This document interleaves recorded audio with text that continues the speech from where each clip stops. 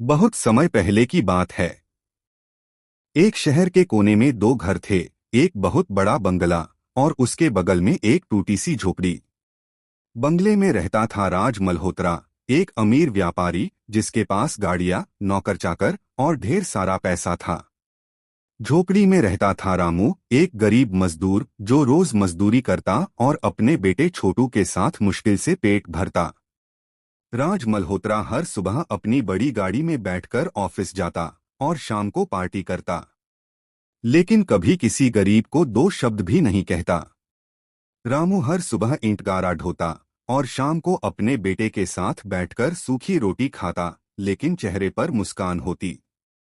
एक दिन राज मल्होत्रा की गाड़ी खराब हो गई और उसे पैदल चलना पड़ा। रास्ते में बारिश शुरू हो गई और वह कीचड़ में फिसलकर गिर पड़ा।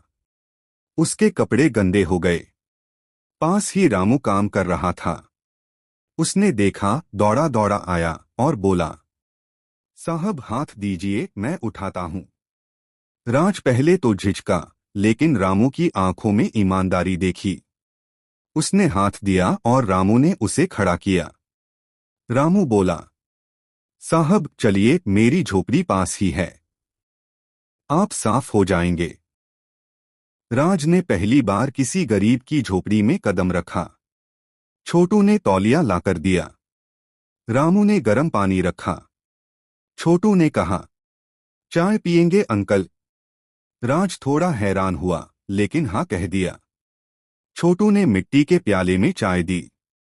राज ने जैसे ही चाय पी, उसकी आंखें भर आईं। ऐसी सादगी और सच्चा अपनापन उसने सालों से महसूस नहीं किया था। कुछ दिन बाद राज मल्होत्रा ने एक बड़ा फैसला लिया।